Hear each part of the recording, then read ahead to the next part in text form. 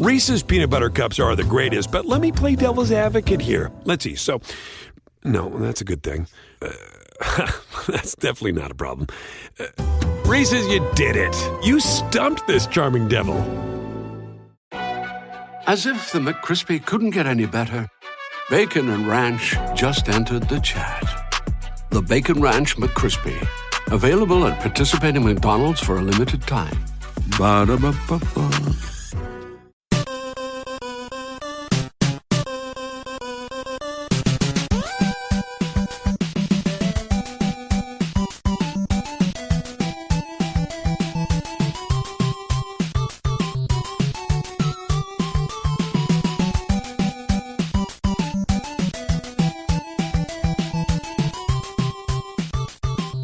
Welcome to the family here on Purple Mafia. I am your host, Paladino Joey, or Joey Awajan.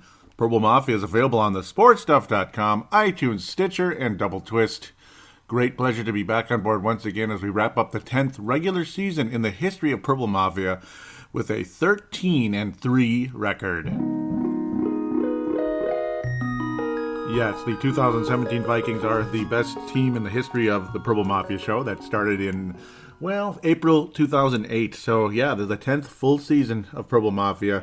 It has been an incredible honor, and I'm announcing my retirement. Okay, I'm just kidding. No, not yet. And I'm not going to make it about me, even though I could. No, I have no reason to make it about me. 13-3 football team heading into the playoffs with some golden opportunities, but some very tough competition waiting for us as well. But at least we're not waiting for the 94 49ers or the 92 or 93 Dallas Cowboys. That's the good part, but still the competition is stiff nonetheless.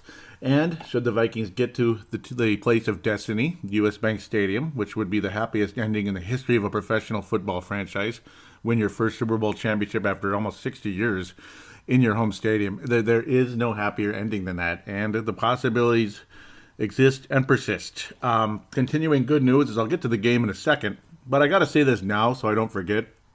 The NFL has made a very interesting and very exciting exception, apparently.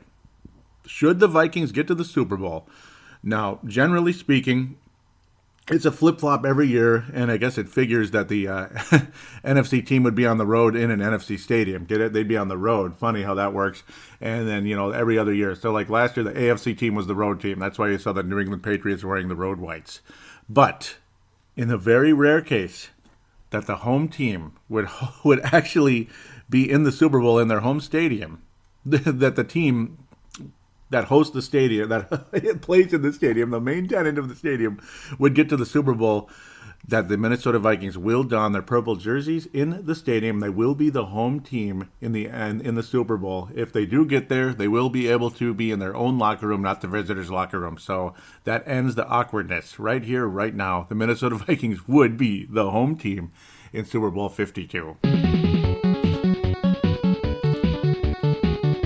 And I said would. I said would, not will be, because it's not in stone yet. Let's get there, please. NFL history, Vikings history. We gotta try to ignore the ghosts of the past. We gotta do our best to do that. We have a quarterback that has been the starting quarterback for the better part of the season, but before that wasn't even here. So that's the most interesting part. And it's not a crazy guy like Brett Favre, as wonderful as he was, who will make crazy, dumb decisions at the last second, which the Green Bay Packers fans found out about 11 years after their first Super Bowl championship in, a long period of time, about 30 years, about a 30-year wait, 66 to 96. Yay, go Packers, right? Well, they're completely done. We'll talk about all that in segment number 2, not so much of how teams finished, maybe very briefly. Of course, the 0-16 Cleveland Browns. So they're the second 0-16 team in NFL history. The Wolves are slaughtering the Pacers, they were. We all know how things can change quickly in a basketball game. It's a game of runs, baby. NFL is a game of runs, too, I guess, in a different form. Just a game of seconds, a game of inches. That's what the NFL is. It isn't a game of runs like basketball. It's a game of inches. The smallest, most crazy little bounce could change an entire season in a second. That's what football is all about. We gave up our first special teams touchdown in I don't know how long. It's been a while. Okay, it wasn't the first of the season because the Bears faked a frickin' punt. So at least the Bears are out. You don't have to worry about them doing anything crazy. They're 5-11. The Vikings again 13-3. That's the best record since 98. Best record since 98. 13-3 is the reality. No major injuries sustained. Oh, hallelujah, thank God. And no Teddy Bridgewater today, which was really annoying. Like, the Vikings never built a big enough lead to put Teddy Bridgewater in. But, yes, Phil Mackey and others talked about post-game and all that, 1,500. You know, I like that one much better than the K-Fan one. I'm not a huge Phil Mackey fan, but I like him better than freaking Sludge, Corey Cove, and K-Fan. That guy's a... Yeah, leave that alone. They're both kind of from the same cloth. They both kind of annoy me, like... kind of semi-young, arrogant pricks. I don't know. But Mackey's not as bad, I guess. He's not as bad. And then Morris, of course. It's funny how both of them were K-Fan, not rejects, but kind of. But, you know, and they resurfaced in 1,500 and are doing just fine. Wish I could say the same, but oh well. Enough about that. Chicago Bears have a top 10 defense, so there's a reason why the Vikings struggled against them. There's a reason why the Vikings struggled against them in Soldier Field. Luckily, the Vikings survived it. Case Keenum was incredible in Soldier Field. That was the beginning of what has taken place this year. The Vikings, after that, have been 11-1, so incredible. Since that Detroit loss where Keenum looked icky. And then, awesome, Bradford's back. He's ready to go. And he's not back. He's not ready to go. No, he's kind of like The Walking Dead and all that. I don't watch that, but just saying, yeah, like a zombie. Like he's not going to make it. He can't move. Yeah, that type of thing. Yeah, well, Sam Bradford's possible. There's a possibility he'll be the backup quarterback going into the postseason. I mean, you just never know how things are going to happen. I'm scared to death, and the second segment will be a lot of fun. This won't be the most detailed, exciting review of a game because it was an icky game to watch. And, you know, okay, luckily the Vikings did survive, did escape, and they were expected to win the game, but you played against a pretty good defense. And Mitchell Trubisky, well, you know what? We better enjoy the Minnesota Vikings while we're the best team in the NFC North because Mitchell Trubisky looks like he's got some promise. Of course, Aaron Rodgers, there's still this and that, so we better enjoy this season as much as humanly possible, and we also better capitalize and strike while the iron is hot to keep that bit going. Vikings got their first safety in a year. Remember last year, Daniil Hunter got it. This year, Linval Joseph got it in the final game of the season. Nice. We got our safety. We got a little safety when the Bears are starting to scare us a little bit after that stupid special teams return by frickin' Callahan. Come on, Callahan, get out of here. As he's running into he's running into Adam Thielen, he's running into Stephon Diggs. You know, he's that kind of guy, like in basketball, we'll say, that just keeps running into people. I mean, you know, and that's how guys can hurt their ankle or God knows what could happen. He's not even watching the ball, he's just running into the guy. And it got on my nerves a little bit. Like, okay, can you cut that out? But then, you know, I guess, you know, that was what Trey Wayne's problem was earlier in the season and in previous years, as he's developed into one hell of a cornerback. Oh, Trey Waynes, you have really been a very wonderful in-season improvement, as of course he was tested time and time again, and if Trey Waynes did not improve, the Vikings would have a weakness, and the Vikings would probably not be 13-3. We'd be in the playoffs, I'm sure. We'd be like 10-6, 11-5, and woohoo, you know, maybe we're tied and duking it out with Seattle or whoever in the first round, you know, Carolina, the Rams, the Saints, whoever the heck it is in the first round, and then God knows what would happen. And I don't want to be in that position. So I'd rather be in the first round bye and see what happens here. And, of course, the Eagles look like the Walking Dead. They were shut out today. So, oh, I'm so sorry. And, of course, the release of this show is probably going to be Monday morning because, you know, probably going to be Monday morning unless I'm able to squeeze this all in tonight because, yeah, I have to go somewhere, obviously. I'm not a huge fan of New Year's Eve or anything. I think it's overrated, but unfortunately my wife likes it, so I don't know. It is what it is. So I got to kind of tag along. Yay. Yay. Just wonderful. Mike Nugent showed what a 55-yard field goal looks like, something we don't see very often in Minnesota, but oh well. What's his name got a 53-yarder last week? Oh, what's his name? Forbath. Today he attempted a 54-yarder, and it looked like, or was it 55? And it looked like, it was 55. It looked like something he would probably miss if it was an extra point, but maybe because he's putting extra leg on and he missed it worse because of that, and if it was close, he'd be okay. But, well, an area of concern going into the playoffs, but the guy's capable of being a very good kicker. He's capable of being very consistent. He was on a pretty good hot streak for a long, long time last year into this year. So, and he kind of had one going until that 55-yarder. So, okay, well, God forbid. Hang in there, Mr. Kai Forbath. He's the kicker, and there's no Adam Vinatieri waiting for us. So, he's the kicker, and it is what it is. So, let's get ourselves a nice lead. Let's pin their quarterbacks and their receivers and all that, pin them back, and keep the other team turning the ball over on fourth down. It's been awesome. The Vikings had 2 of those today against Trubisky and the Bears. The defense showed up to play for the most part. Got burned a little bit in that third and fourth quarter when the Bears, Trubisky was trying to get things going, trying to get things moving. Latavius Murray, generally speaking, had an awesome day.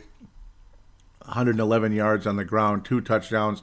Looks more spectacular than it was, but then again, he got the first downs when you needed them, especially when the Bears were still kind of in the game a little bit, and he's getting those key first downs, and then you could run the clock out and finish things. Jerick McKinnon is just a stud, and he's such a key for the Vikings' future into this postseason because you're going to get those screen passes, those slants, those quick little screens and check downs to Jerick McKinnon that could be game-changing in big playoff games. The Vikings' chances of getting to the NFC title game are insanely high, I think, regardless of how tough the first opponent is probably going to be, as we'll be talking about that in the second segment. I'll have a pretty good idea where things are going once we get to the second segment. That's one of the things here. Got to do the first segment here closer to the end of the game when things are fresh, and then wait for things to bleed out. And, of course, hopefully maybe a call or two comes in. And, of course, yes, we do have Brent Jacobson and Dave Hickey from last week. I deeply apologize to you guys, as I know you called on time, but unfortunately, the call-ins, they when they're actually like regular call-ins, they go to Dylan Richardson's email first, and he doesn't always get it right away, or he doesn't get to it right away, and then he's able to forward it to me. And that's kind of the case there, where audio submissions are faster because they come right to me. That's the good part. One day I'll probably have full control of everything, but that's just how things are right now. Okay, here it is. Chuck Pagano has finally been fired. Chuck Pagano, 4-12. There it is. Flashing on the screen right in front of me. Chuck Pagano finally let go by the Colts. And will that be Pat Shurmur's new team? That might be, he might be going for an interview there. I wouldn't be surprised. There's possibility that the Chicago Bears will interview Pat Shurmur. The Detroit Lions, even there's a rumor about Caldwell on his way out. I don't know. Sebastian doesn't seem to like Pat Shurmur a whole lot. Sebastian Barton, I think he's okay. There is conservative this and that, and a lot of the people out there that hate conservatives are tying that into Pat Shurmur and stuff. I don't know. I don't want to get into that. Go ahead and hate conservatives all you want, whatever, and tie it to Pat Shurmur. Oh, he's a conservative just like this person because the way he calls his offense, conservative. Good for you. No, and look at me now. I'm going into it more than I need to. Vikings defense, though, looks spectacular for the most part. Of course, some nice completions along the way. Dontrell Inman, he was stopped in the end zone. Trey Waynes should have been called for holding at one point. And, yeah, but luckily the Vikings survived that one. Chicago did wind up not getting it, though. They did get a first down because I believe it was Danielle Hunter. Jumped early. Danielle Hunter jumped early. So the Bears did get their first down. So good on them. So there's your holding call in that sense. First down Bears. So ball don't lie, or whatever you want to say, or that's karma, or you sow what you reap, whatever you want to say there. The Bears got 4 more, or should we say 5 more shots at it. And they did not get the job done. So luckily, 4 more shots at it. I'm crazy. And the Bears were 4 and out, and the Vikings turned them over on downs several times today, and it was awesome. So luckily, the Bears, even though they got those extra chances, they still wound up with nothing. Boo-boo. And the Bears wind up with a field goal and a special teams touchdown. There's their 10th points right there. 23 points for the Vikings. You know, this is in a lot of ways a Mike Zimmer type of a win. And, okay, now we're starting to see a little something with the Bears that we weren't seeing before. Especially last year when the Vikings just steamrolled an awful Bears team. The Vikings were not so good last year, and then just steamrolled that team in a similar situation in U.S. Bank Stadium to wrap up the season last year. Crazy how we played the Bears so many times in the 16th game, but 17th week, because of the bye week. Duh. But you're seeing signs of the Bears. There's a little teeny bit of 2014 in the Bears right now. A little bit of defense. It makes the game more boring, but so what? Just like when Zimmer first got here, it's like, oh, man, this is boring. But we're winning, though. And the defense looks better. They don't look embarrassing like they did under Leslie Bleepin' Frazier. And you're starting to see that with the Bears. They're not getting embarrassed as much. Unfortunately for John Fox, though, his time may be up regardless. Their defensive coordinator, though, has got a future in this league, and maybe if they can keep him there, boy, they better lock him down and keep him in Chicago, because he's done a hell of a job with that team.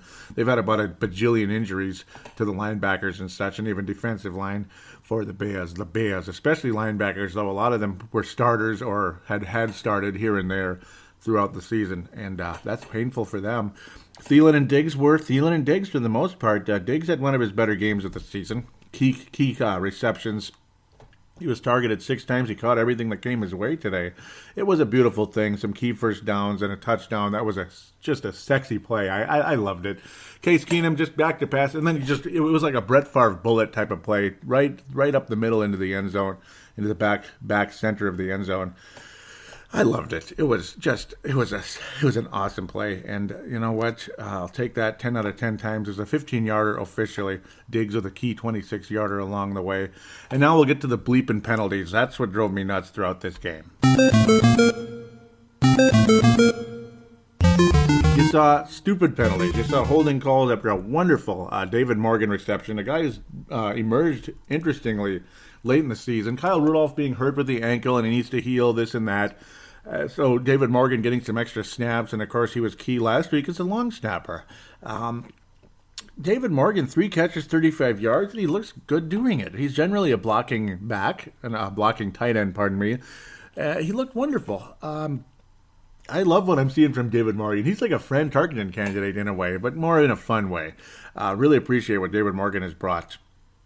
But there was a key play that would have been a 26-yard gain, and then you had holding on Latavius Murray, and it was just like, come on. And then the Vikings ended up punting. It looked like we were going to probably have a scoring drive, not a field goal, but a touchdown type of drive. The moxie, all that stuff was completely on the Vikings side. And then you have that BS happen. And that was just the beginning of the penalties. As the Bears started out getting one penalty after another, they looked like a dysfunctional, crappy team that didn't want to be here. And then, all of a sudden, the Vikings looked like a team that was relaxing too much and just playing sloppy and kind of stupid a little bit, penalty after penalty. And then the Bears went from not wanting to be here to being, let's win one for Fox, if he's going to stay, if he's going to go, whatever it is. And let's get to 6-10 at the very least. But unfortunately for, kind of like when the Vikings did for Leslie Frazier at the end, got the Vikes to 6-10, but it wasn't going to keep Frazier around. Yeah, with that victory over the Bears, believe it or not, back in 2013. Paul Turnover's Caniff's last day here, unfortunately, last day in Minnesota, as he headed to Seattle that very night.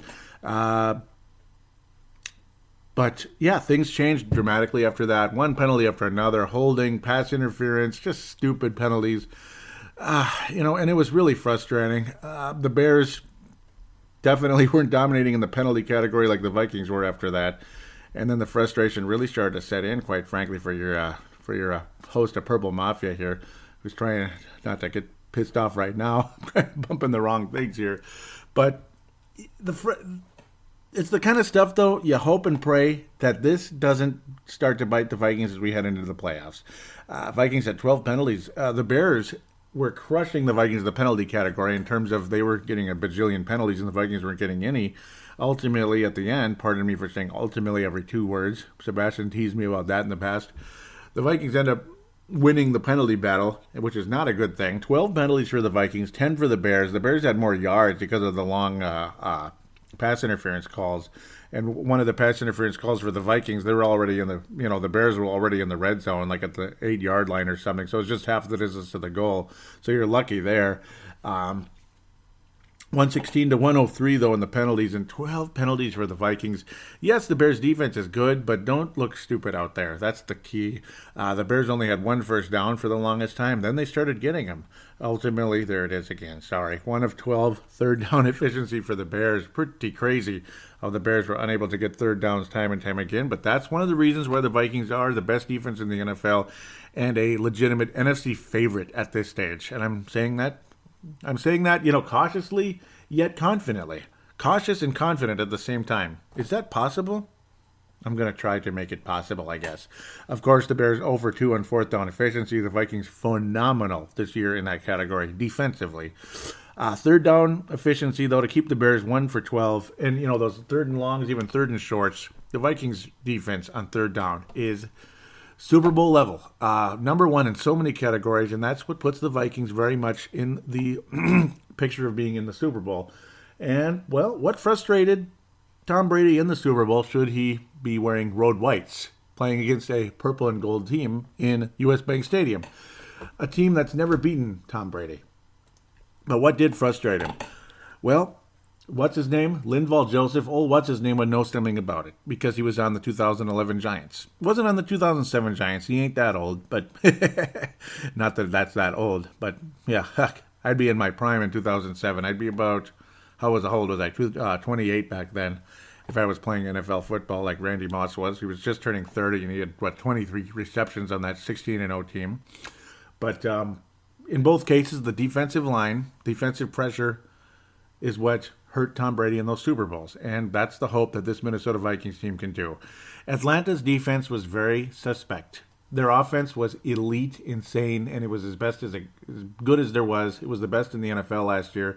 You had the best receiver on the planet in Julio Jones, a guy who could catch for 350 yards, which is like where does that even come from? But then the Atlanta defense started being the Atlanta defense, and a couple of strange coaching decisions by Dan Quinn there of Atlanta. And then the best quarterback of all time started looking like the best quarterback of all time, and things changed dramatically.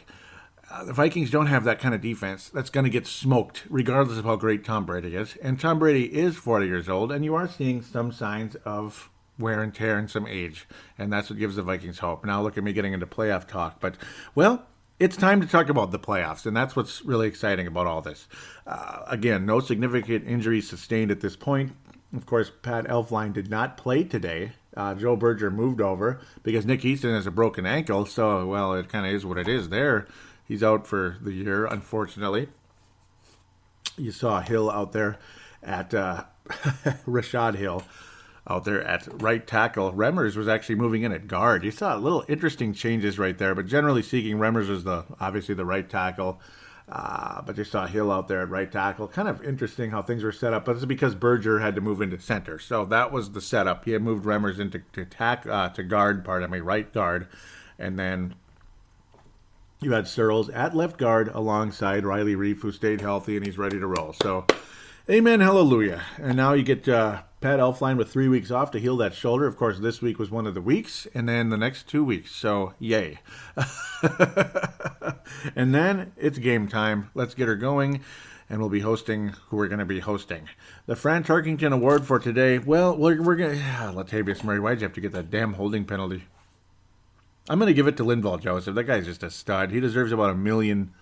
He deserves about $1 million Fran awards. Honorable mention to Latavius Murray because he was freaking awesome. I mean, moving the chains, running the clock down, but obviously the defense is what won the game. The offense helped, though, because they put points on the board. Latavius Murray got in the end zone twice, so he can share it with Linval Joseph, but Linval's trophy is a little more platinum-laced or diamond-laced in terms of, things. Fran Tarkington Award ultimately to Linval, but a secondary one to Latavius. Linval and Latavius. Gotta like those names, eh? The Christian Potter Memorial. Gosh, I'm going crazy. I keep thinking Johnny Flynn. I keep thinking James Shepard. All those busts for the Timberwolves in the Wild there. And then you get Christian Ponder, the ultimate bust for the Vikings. It used to be the Tavares Jackson Memorial, but it's Ponder. Because Ponder's even worse than Jackson. At least Jackson had one special skill, or maybe two.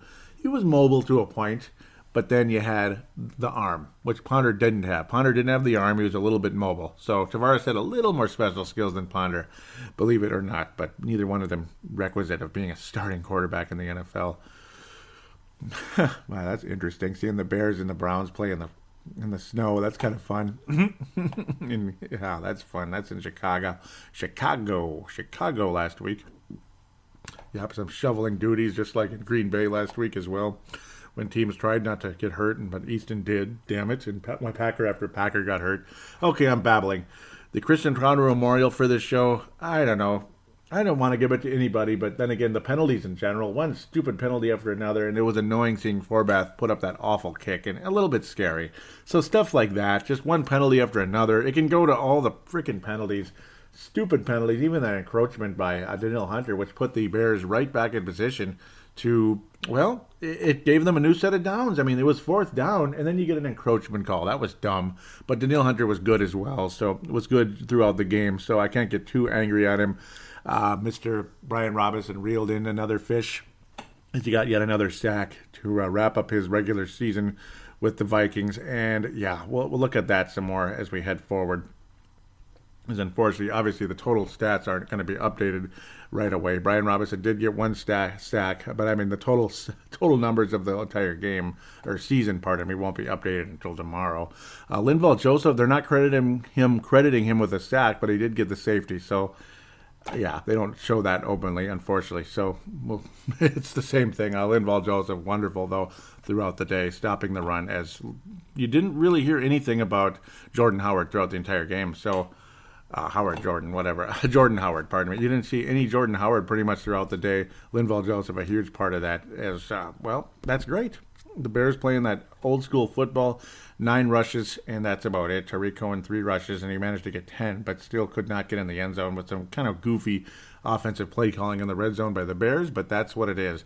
Okay, show is done, or at least first segment is done. We'll take a quick break and come back, and let's get to that playoff preview.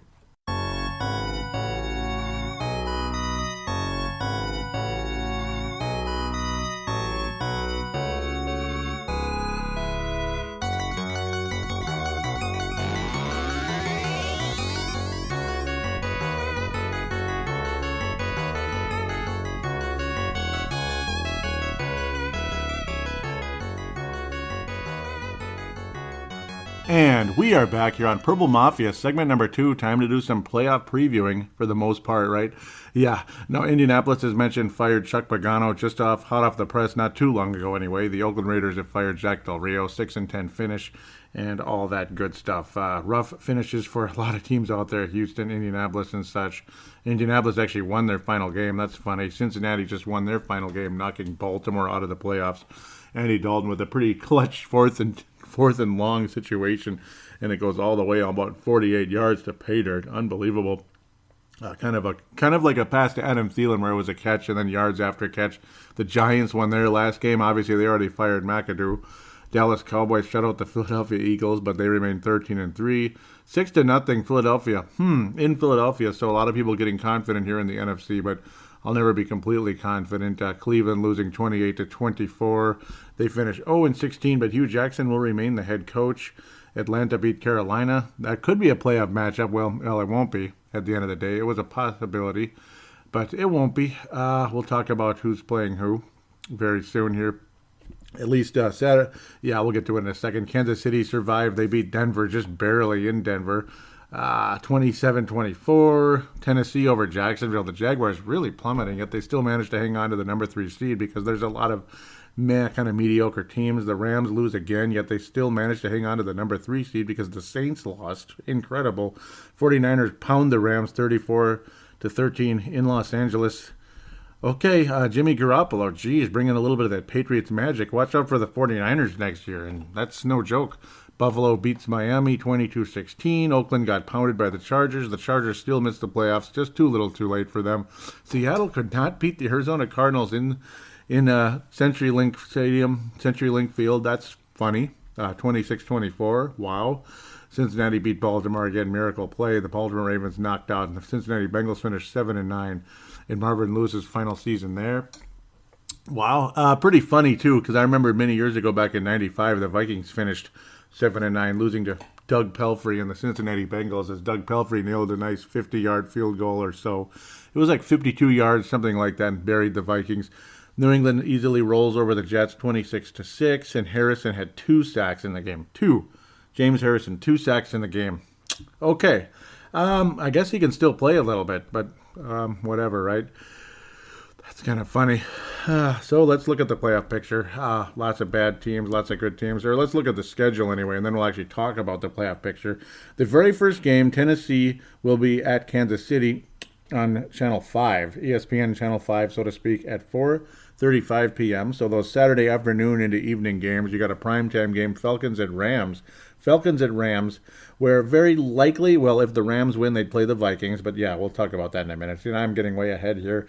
That's at 7:15. Now it's 4:35 Eastern time, so I got to go with Central. 3:30-ish, and then 7:15 on NBC. Rams hosting the Falcons, the reeling Rams, I suppose, and the surging Falcons all of a sudden. And then on Sunday, Buffalo will go to Jacksonville. That's going to be an interesting matchup because Jacksonville's been falling off the map a bit, and Buffalo only finished like a game behind them. And then the Panthers will be at New Orleans at 3:30 on Fox. At 3:30 on Fox. That's a noon game on Sunday between the Bills and Jaguars. That'll be a fun one, I suppose. Jaguars' first playoff game since 2007. Buffalo Bills' first playoff game since 1999. Back in the Middle Ages.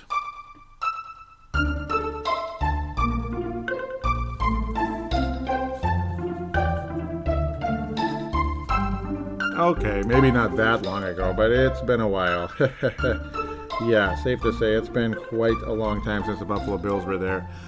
What was it? Was Doug Flutie the quarterback? I think he was. Doug Flutie. Doug Flutie was already kind of old too, but yeah, wasn't he adorable? Oh, no. Okay, not really.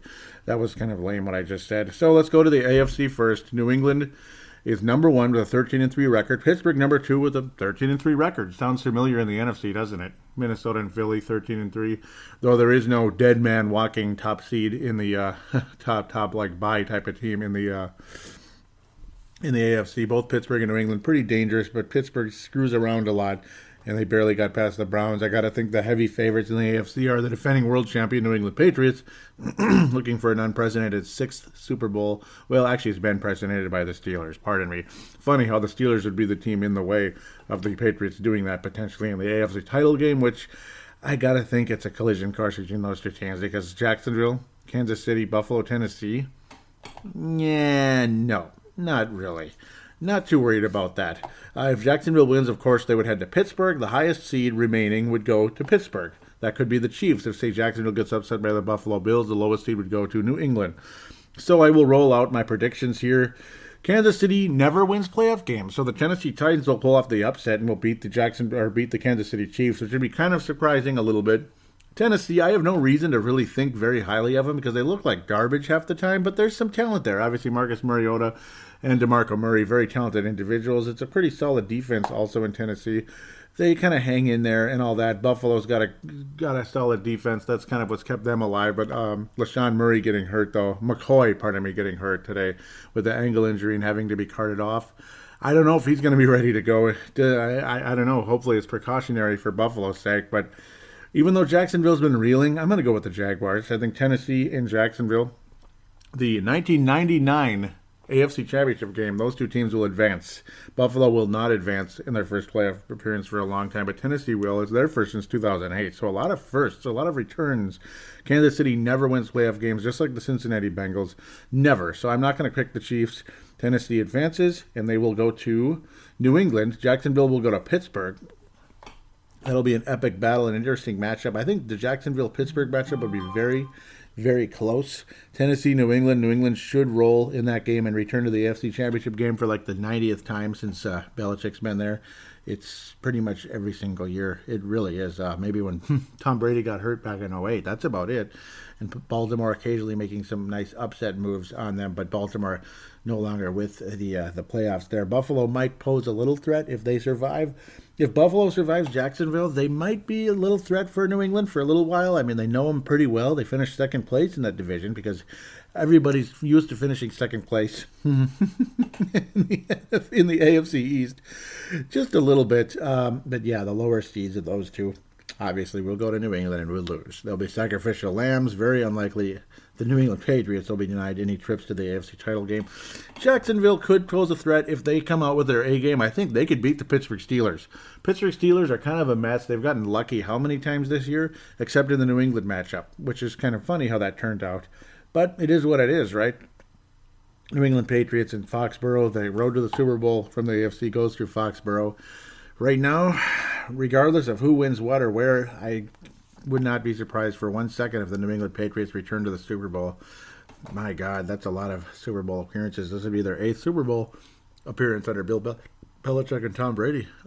It's unbelievable. They've been there 7 times. They lost twice to the Giants, and hopefully to a former New York Giant defensive lineman, Linval Joseph, when it comes to U.S. Bank Stadium. But right now, if I was a betting man, I think the New England Patriots will win the AFC. They would beat Pittsburgh or Jacksonville in the AFC title game, I got to think, or any other underdog type of team, and that's unfortunate. The NFC, though, I mean, there's a team that I think is a little bit better than everybody else, and I think it's the Vikings, actually. And go ahead and call me a homer, go ahead and call me this, go ahead and call me that. I try to be very objective. I try to be very, very honest. I try to come at this objectively going into the playoffs. And, like years ago, when the Vikings, remember, and I pissed off some people that are just the classic homer fans here in Minnesota, which there are many, or locally in the 5-state region, or who knows where. Every team's got homer type of fans. And Minnesota Vikings are, they're no exception to that rule. Every team's like that. Just look at the Timberwolves fan pages half the time. Or even the Minnesota Wild fan pages. And yes, Viking fan pages as well, where they tell you to go to sleep if you say anything negative. Really, come on. But back in '08, I picked Philadelphia to beat the Vikings, because why should I have picked the Vikings to beat the Philadelphia Eagles back in 2008? That team wasn't ready to beat anybody. Tavares Jackson was the quarterback. I had no faith. Sure, he had the best running back in football, but, well, he didn't catch passes and he didn't block. So, I don't know. I mean, you're seeing more and more why a lot of us aren't missing Adrian a whole lot. We're not missing him. Look at our record. Were we ever 13-3 under Adrian Peterson? No. And it does help to have a good offensive line, and you hope that it'll be healthy. Easton will not be on the Vikings roster, but 99% chance Pat Elflein will be. God forbid there's no injuries during the practice the next 2 weeks, as luckily the Vikings will have time to heal any type of injuries like that. Pat Elflein's shoulder, Riley Reef's ankle. You could go on forever and ever. I mean, any other injuries that we never hear about, because stuff happens every game. Xavier Rose has been banged up off and on during the course of the season, supposedly ribs right now. He's had other injuries off and on during the season. It's mostly like, I don't even know. It's like a lot of ribs, soreness and such with him, because it's the way, he lands. He's landing on players and stuff as he tackles them. And I know that happens all throughout the league, but when you're at high speed and it's a quick, instant contact type of situation, there's all kinds of bruises and injuries all over every player over there. Luckily, nothing major at this point, other than, unfortunately, Nick Easton. Sam Bradford just might be the number 2 quarterback going into the postseason. Otherwise, Teddy Bridgewater, I would have liked to have seen him get some more reps in today. But Chicago's defense was good, and they are a good defense. And the Chicago Bears are showing a little bit of that ugly, stay-in-the-game type of style that that kind of was how the Vikings started out, when the Vikings started to improve under Mike Zimmer. You play competitive football. You get creamed by the Green Bay Packers that year. I remember that when Christian Ponder had to be quarterback. That was fun. After Teddy Bridgewater had an injured ankle against the Atlanta Falcons in his career debut. It was stuff like that, obviously. The team was still not ready to compete at a high level, so they'd get blown out by teams like Green Bay, but they'd hang in there. They'd beat underachieving teams like Atlanta, who at the time did not have Dan Quinn as coach, and Matty Ice, as they called him, was not really living up to the hype at the time. I mean, that was just not a team headed in the right direction. Their defense was horrendous. It's still questionable, but it's a little better, obviously, and Dan Quinn was obviously the defensive coordinator of the Seattle Seahawks, so you're going to lose coordinators when you get to the Super Bowl and all that, just like Atlanta lost their coordinator as well, so they lost Shanahan, so to coach the 49ers, so it kind of is what it is there. You're going to lose people. So as we continue to look at the playoff picture, the Los Angeles Rams will host the Atlanta Falcons. That's a very interesting matchup because the LA Rams continue to drop off. They continue to have not so good weeks. They almost beat Philadelphia, and then they didn't beat Philadelphia. Carson Wentz had that ACL injury against the LA Rams. It was a very competitive game when you consider the Rams obviously were the road team, so it's easier said than done to win in Philadelphia. I'm not really looking forward to the thought of going into a frigid Philadelphia because, with that crazy fan base and the Vikings' success rate in Philadelphia historically has not been good. And, history is history. And You want to believe it's in the past, and it can very well be in the past, and there's no reason this Vikings defense shouldn't be able to snuff out Nick Foles. If the Dallas Cowboys horse bleep defense can do it, why can't the Vikings defense do it? The LA Raiders defense was depleted and not the same, and that's why Jack Del Rio is no longer employed by an NFL team right now, and the Raiders will be looking for a new coach. And, that's yet another place they might try to get Pat Shurmur because, well, I mean, Derek Carr needs a coach that can help him. And that's a situation because Derek Carr had a very down season, obviously coming back from a broken ankle. But, I mean, should a broken ankle derail a guy's career? No. I don't understand really what happened to Derek Carr there. It's sad, but true. And then, of course, you get Carson Wentz with the ACL, and that's really unfortunate for Philadelphia Eagles fans. Nick Foles has been a good, solid backup in the past. He has had most of his success in Philadelphia, but Chip Kelly was the coach at the time. He had elite numbers. Doug Peterson's a backup quarterback in the past. That's obviously the head coach of the Philadelphia Eagles, and his success rate has been excellent there in the short time he's been the coach of the Eagles. And, of course, Carson Wentz was a spectacular draft pick for the Eagles, but he's not going to be there. The defense of the Eagles is very good, but is it at the level of the Minnesota Vikings? I just don't see it. To me, there's no reason the Vikings shouldn't be able to beat the Eagles, even though the history has always been against the Vikings on the road in a cold stadium.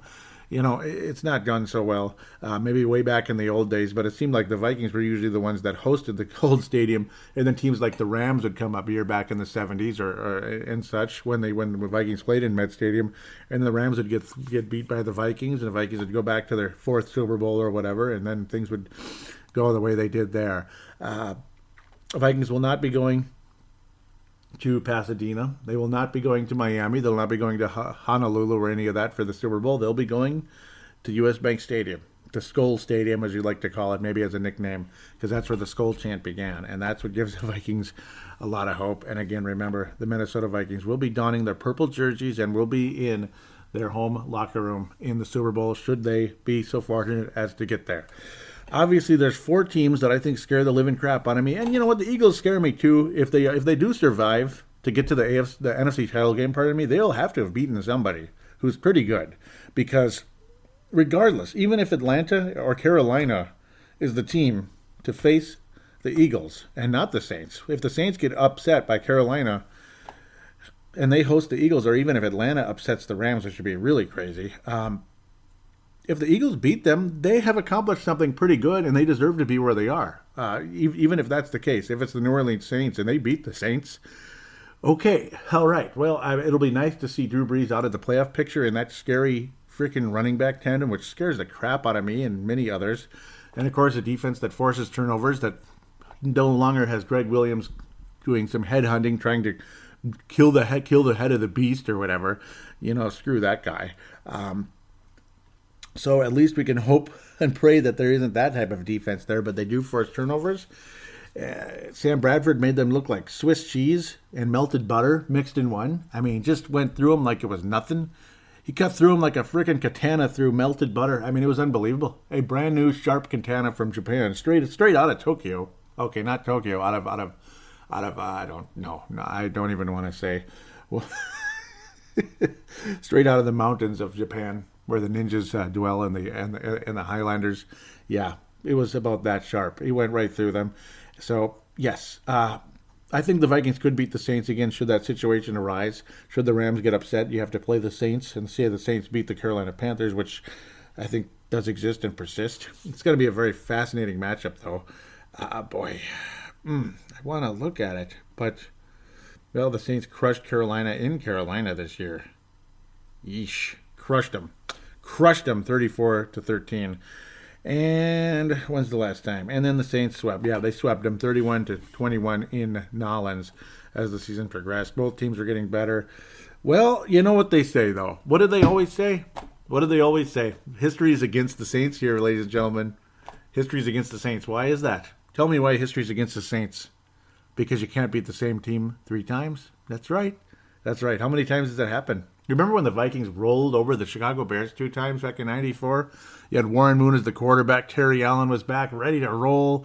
You had Corey Stringer, who, well, he was just a rookie. He wasn't that good right away, but he was showing signs as the season progressed. God rest his soul. Chris Hinton and other great linemen. Obviously, Randall McDaniel, Jeff Christie. You could go on forever. Todd Stussy, old Mr. False Start himself. It was one of the best lines in football, even though Corey Stringer was just starting to develop. I remember at the beginning of the year, Warren Moon was running for his life, but as the season progressed, it got a little better. But then Moon kept getting more and more erratic, because that's Warren Moon. He just forces plays that aren't there, and that's why Warren Moon never won a bleeping playoff game in his life. Oh, Warren. Oh, silly me, ignorant me back then. I was going into my 3rd season as a Viking fan, and I was like, oh my God, Warren Moon, we're going to the Super Bowl. No. Not going to the Super Bowl, no. And some guy named, what was his name? Steve Walsh. Steve Walsh. Steve Warsh or Steve Walsh? I don't know. Was it Warsh? Well, he washed up the Vikings in the Metrodome that day. And it was some bullcrap, and you never saw him again, pretty much. Quarterbacked a couple games for the Los Angeles Rams. They were the LA Rams 1.0 at the time.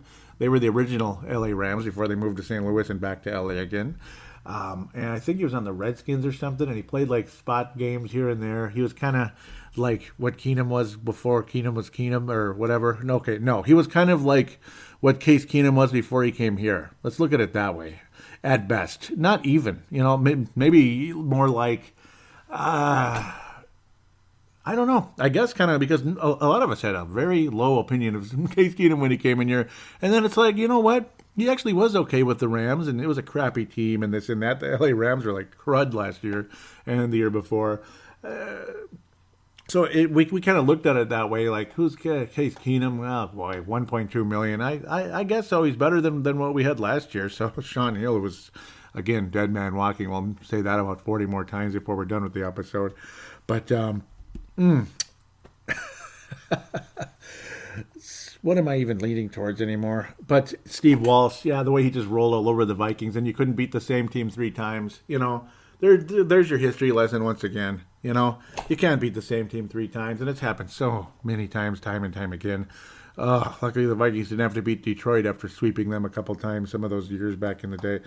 Yeah, but history is very much against the Saints in that situation. The Saints are so much better, though, I think. Carolina's, the reason why Carolina would lose is because Cam Newton is a freaking, you could fill in the blank. The guy is a shrinking violet, okay, he can dress really cool, man. He wears a cowboy hat this week.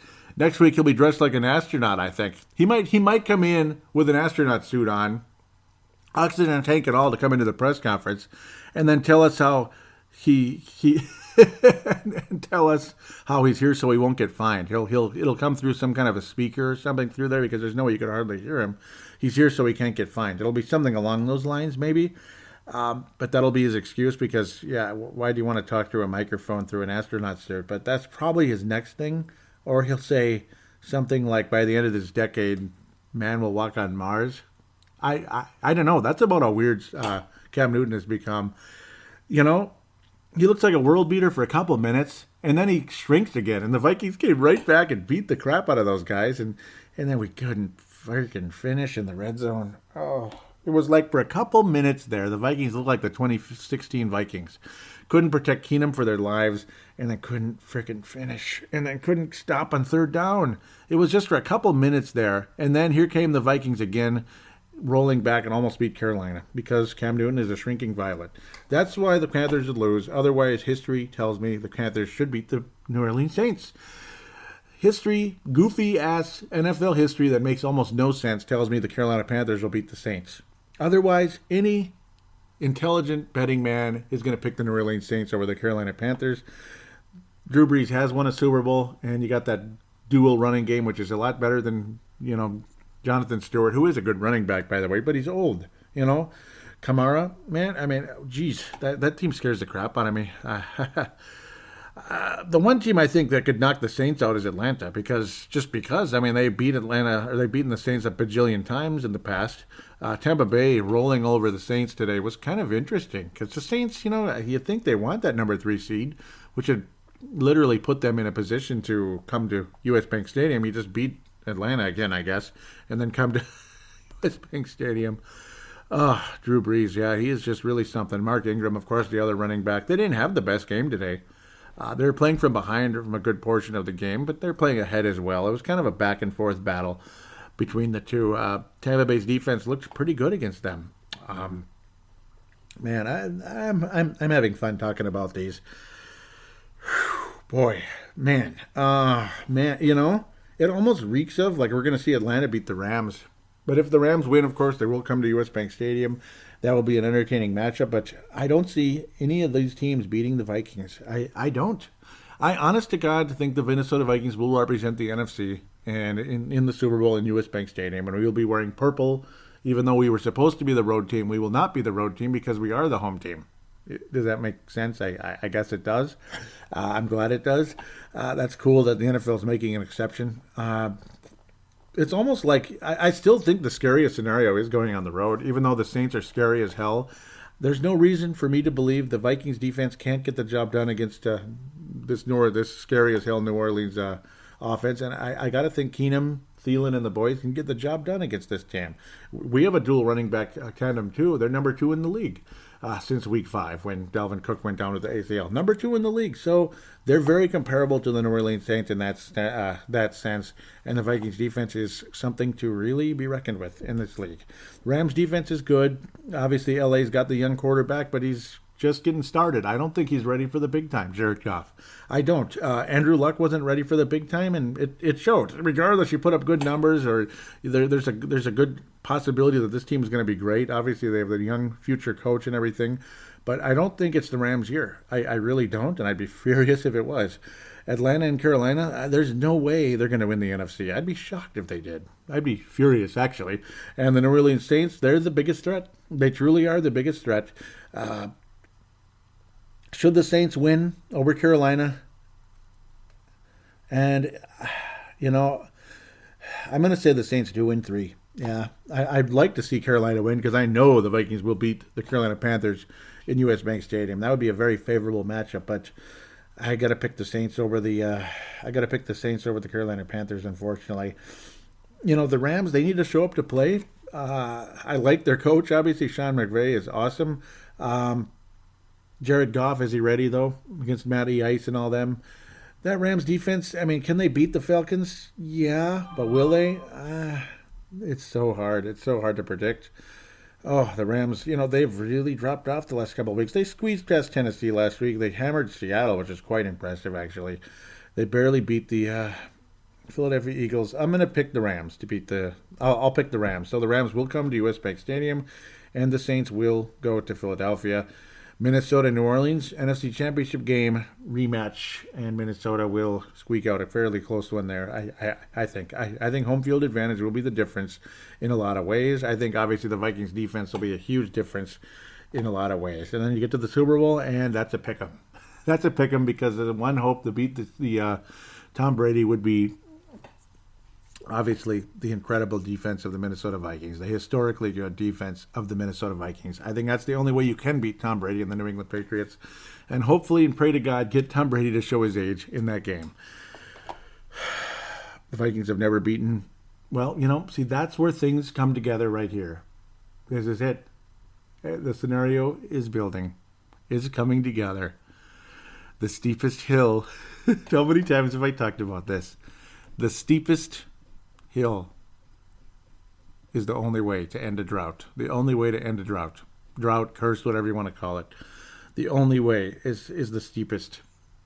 The steepest.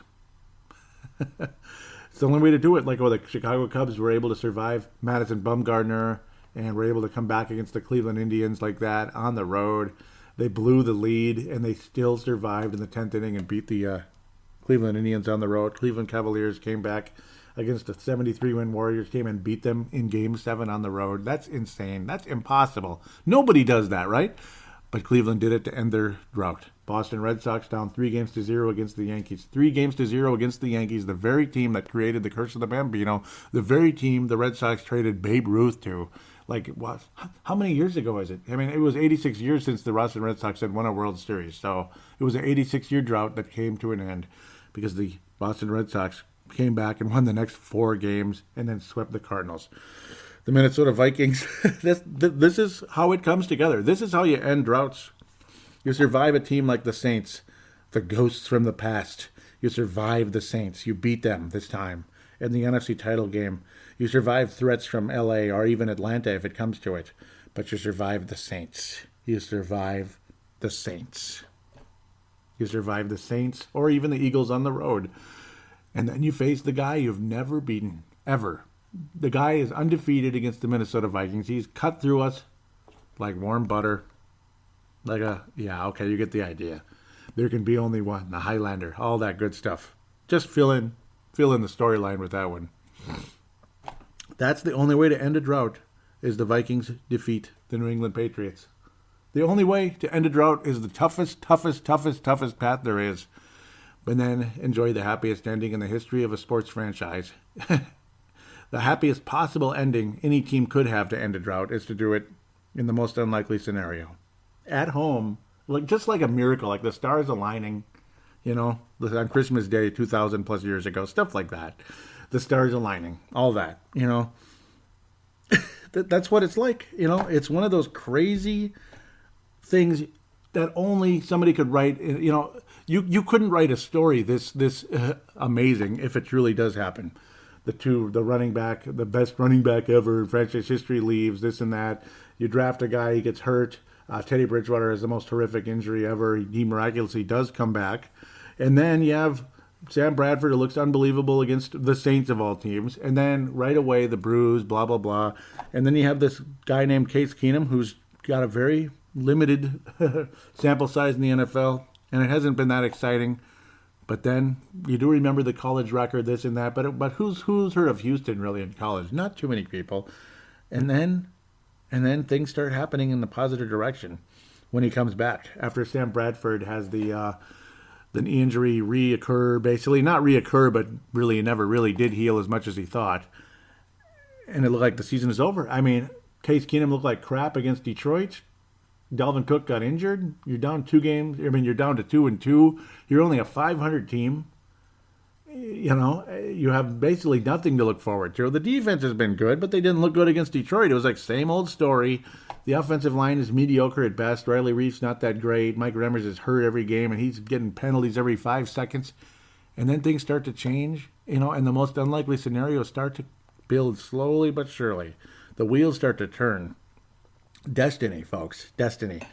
There was always this little thing in the back of your mind that what if the Vikings somehow, someway actually made it to Super Bowl 52, and then there's Tom Brady, though.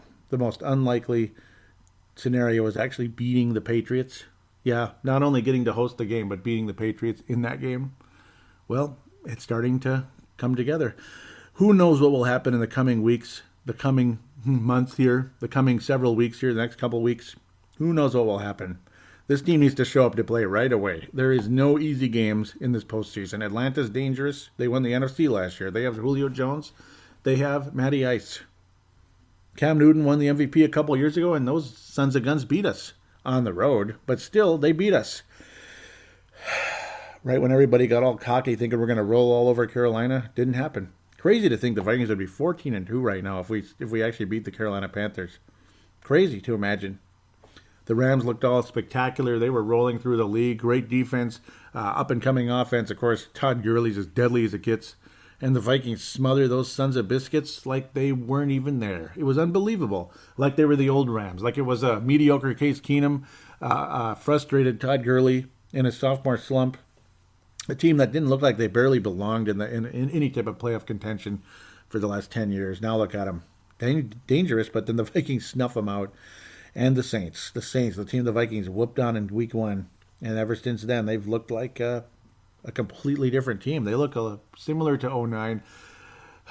Not quite as prolific as 2009, but they're dangerous. And watch out. So that's the thing. Overcome these tough teams. Every one of them is dangerous. But this Vikings defense can defeat them. Absolutely. And that's the story starting to take place. What will unfold in the next couple weeks. It is going to be fascinating. It is going to be absolutely fascinating, and it's time to sit back and enjoy the ride. Now it's time to hear from you guys out there in fan interaction. I hope you enjoyed segment number 2. as much as I did. Boy, oh boy. God help me. Please let this happen.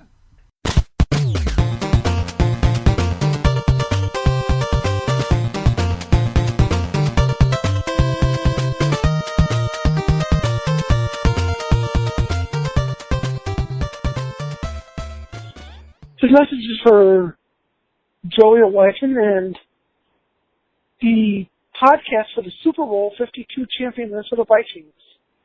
Okay. I shouldn't have put the cart before the horse, but shoot, anyways, you can dream, right? Anyways, it was kind of an ugly game against the Pack, but shoot. A win is a win is a win, baby. And we shut out the Cheezers in their home stadium. Eat that, Gerb Schmidt. Anyways, so Bears next week. Let's get through that game with a win. Finish the first one on bye, not get anybody hurt, and then let the cards fall where they may regarding whether we get the first seed or second seed. So let's get that home field advantage, then make sure nobody gets hurt. Loving the defense. Offense looked a little bit sluggish today, but I think that was the cold weather. Anyways, Merry Christmas to all the Vikes, all those the Purple Mafia, Skull Vikes, and let's beat those damn Bears next week. See you later. Bye. This message goes out to Joey Elijah and the Purple Mafia. I thought this victory was worth a call-in. The Vikings are making their case that they are the NFC North champions in the cold tundra of Lambeau. And that Case Keenum has made his case that he is the MVP of the league this year. It's my Christmas wish that the Vikings keep this train rolling right on to a championship in their home stadium. And I'd like to wish you, Joey, a Merry Christmas, and all the Purple Mafia faithful also. This is Dave Hickey, Skol Vikings. And I thank both of you very, very much for calling in, Brent and Dave. Thank you so much. Those calls were supposed to go on last week's show, but of course, I wasn't able to get the forward quick enough from Dylan. It's just one of those things. He didn't know that there were messages there right away, so then when he got them, he forwarded them to me, and I'd already just finished the show. So my deep apologies to both Dave and Brent, but glad you guys both got on here. Now, as those calls still, you know what, their value still holds. I mean, we had beaten the Packers, and it meant a whole lot, and we shut out the Green Bay Packers. We ultimately beat the Bears. Merry Christmas also back to you, Dave, and thank you very much. You've been an awesome member of the Purple Mafia for about 4 or 5 years now. Brent Jacobson goes back to about 2009, I believe, all the way back. I think it started with Timberwolves Explosion. I don't know if he still listens to that show or not, but yeah, I don't know. I'm pretty sure it started back in 2009, back when Johnny Flynn was drafted, all that. It was we were leading into the draft, or was it 2010?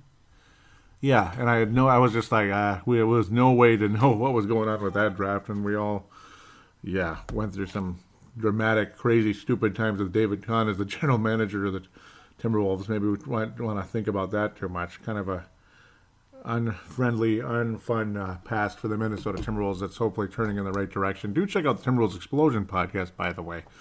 Not making it about me, though. Sorry. I'm just messing. But, no, great calls, guys. I really appreciate having you on the show, and you're more than welcome to call anytime, as always. 209-736-7877.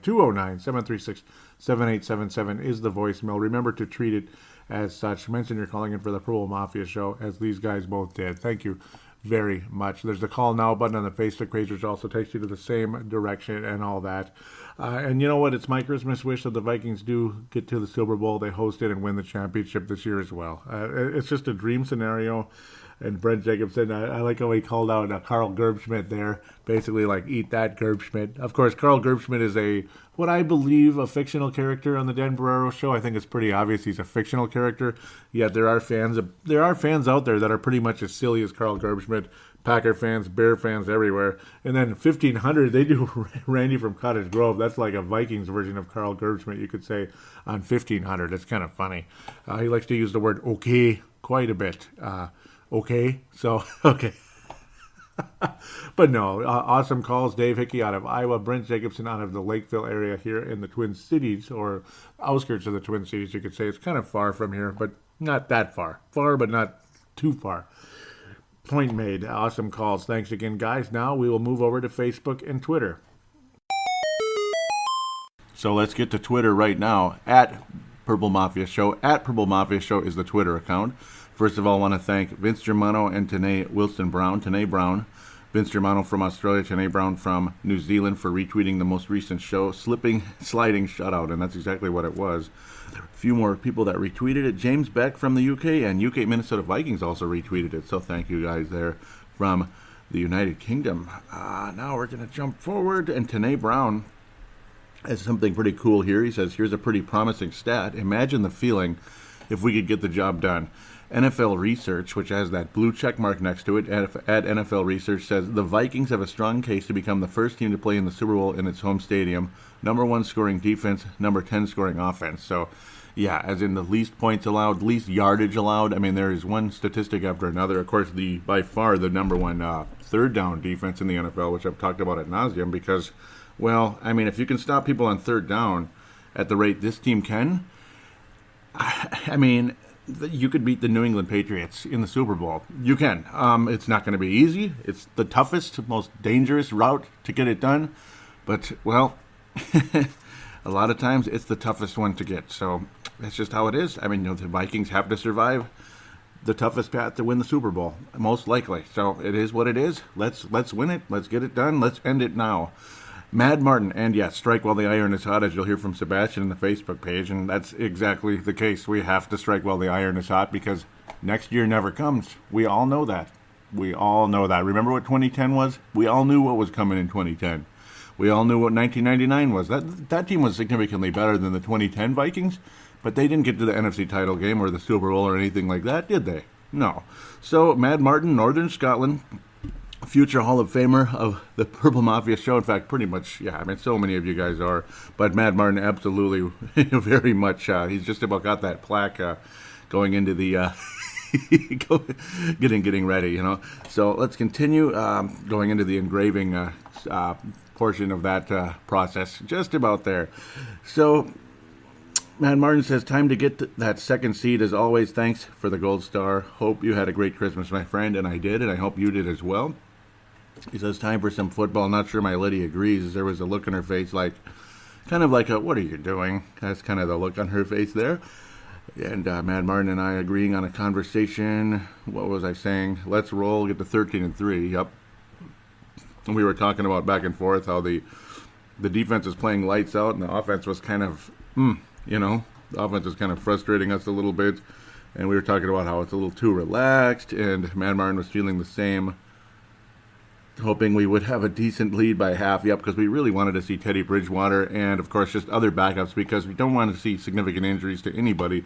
We don't want to see significant injuries to the backups or the starters, but just saying, got to get those starters out of there, and we really kind of never did. We're frustrated about the punt after punt after punt, but again, we have to put in perspective the Chicago Bears, you know how the Vikings have the number 1 defense. The Bears have the number 10 defense.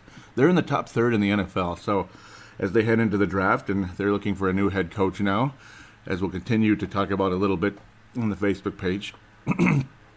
They're going to probably look at offensive line and continue to bolster that defense, because why not? When the Vikings continued to bolster a improving defense in 2014, as you continue to move forward, picking more and more defensive backs and such, and linebackers, look what happened. I mean, you got Kendricks. Of course, you started with Barr, but then you got Kendricks, and then you bring in Trey Waynes to help out. It took him a while, but boom, look at him now. Of course, you took Xavier in the first draft with Mike Zimmer. That was a hell of a draft when you look back at it.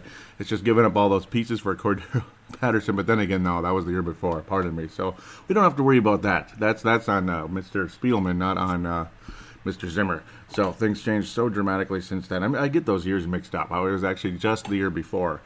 So, what was the word I was using? I was saying putrid, yep. He said, that's one word, I can think of many more. Yep, I was saying that about the offense. Punt, punt, punt, says Mad Martin.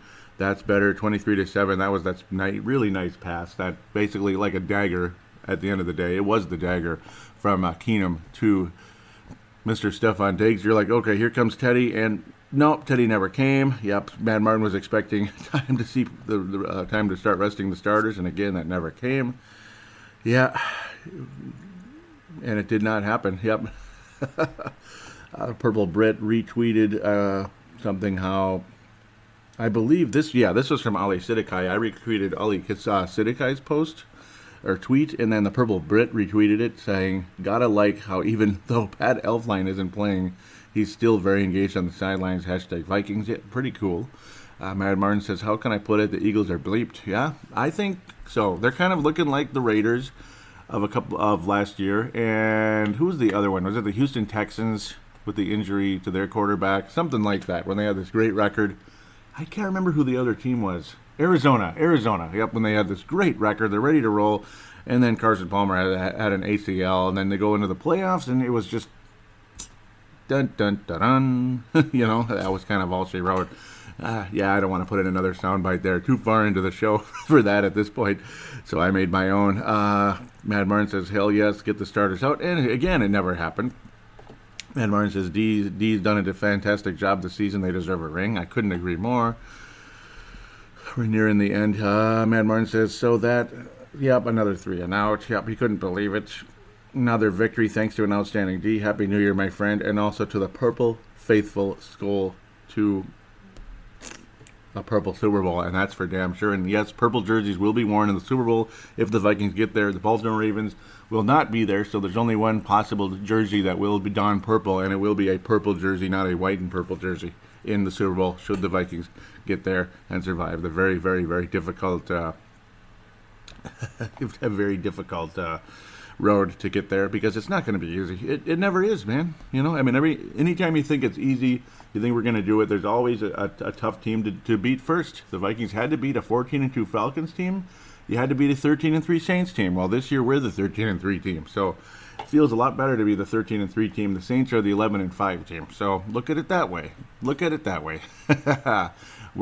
have the advantage. We're a little bit more dangerous this time around. Crum is not retweeting anything I said, but I figure it's worth coming to the show. It's he's tweeting from KFAN what Mike Zimmer said. The fans have been fantastic. They've been loud when the defense has been out. That's one of the reasons we have been 7-1 at home. I hope they are fired up and ready to roll for the playoffs. Yeah, I hope so too. Wrap up the section. Mad Martin says 13-3. When it reads 16-3, I will be happy. Now the season really starts. In the past 13 years, we have seen one playoff win. Time to change that. And that is a very amazing statistic when you sit down and think about that. One playoff win. And it was against the Dallas Cowboys team that was decent. Not that good. Other than that, we beat the Packers way back in 2004. Yeah, we snuck past the Packers. We basically backed past them, an 8-8 team on the road against a 9-7 division champion. Meh. That was a really lame NFC North that year. But we made the playoffs. Yeah, we made the playoffs and we advanced. But yeah, then we were dead and we headed into Philadelphia the next week. That team went on to the Super Bowl. Very good football team, obviously. Got to get the job done this time around. And we can't keep saying that until we're blue in the face. But then again, yes, we can. We have to keep saying that until we're blue in the face. I want this to get done this time. We've waited so long. It's been 26 years since the Twins won the championship. Started watching the Vikings. So this would be, yes, the 26th season of watching the Minnesota Vikings and the 10th season covering it here on Purple Mafia. 11th overall if you want to count the paladinolive here on YouTube, which I do count because I did cover every game that year. I think I skipped one or two, pardon me, but I don't know. That was back in the beginning. In the beginning, let there be video, and there was video. But then, in the second year, we said, let there be audio. And audio there was indeed. And the Audacity started to load. And the sound started to work, but the microphone wasn't that good. And Joey's talents were, he's a little shaky, a little behind, good behind the mic, but kind of, I don't know, not the best producer, not the best content and all that yet, but eventually things were good. Okay. Yeah, let's continue. So Facebook.com/Purple Mafia Show, Facebook.com/Purple Mafia Show, or just look up Purple Mafia Show on the Viking football page, Vikings Purple Mafia page. Of course, a quick shout out to MN Vikings Haven. MN Vikings Haven. I'm recording this on New Year's Day, by the way, now, the third segment. The first two segments were last night, as things were a little more fresh and things were coming through, particularly that second segment. I adored it. That was a lot of fun. Fan interaction, though. I wanted things to bleed out a little bit before I recorded this one, and plus, just had other things I had to do, like it or not, So it is what it is. Kurt Back says Big D saves the day, and Kurt is a star candidate for this show, without a doubt. I think it was awesome the whole time. I was talking about a fourth down stop yet again, thank God. And yes, that's how you get to the Super Bowl, I think. I have a feeling, I hope that maybe the Super Bowl will end that way, where the Vikings will stop whoever, New England, Pittsburgh, Jacksonville, on a fourth down, forced turnovers, and then you just kneel, and the crowd goes ape-bleep, and down comes the purple, gold, and white confetti from the sky, which is like a dream. Just a dream. Gerald Swing from Nebraska says that was sweet. Sebastian Barton says, cut Shermer, pussy-ass play calling. Woo! Yep, Sebastian has not been a fan of Pat Shermer. Dave Hickey says, what a defensive stand. It looks like no tatty. Yeah, I was frustrated with that. Gerald String says Latavius is the workhorse. Gerald String from Nebraska. Dave Hickey from Iowa, who you did hear on... Yeah, he was the second call-in, and it was just awesome. Good job. Sebastian Barton is from Mankato at this point. He's been all over the state of Minnesota. He's even went to Seattle for a year or so. That must have not been very fun. Kurt Back is from White Bear Lake. Josh Mayer Henry out of Colorado. Wait, first, Gerald String says Latavius and Diggs for Tarkington Award. Who did I give it to today? I think I give it to Linval Joseph and Latavius.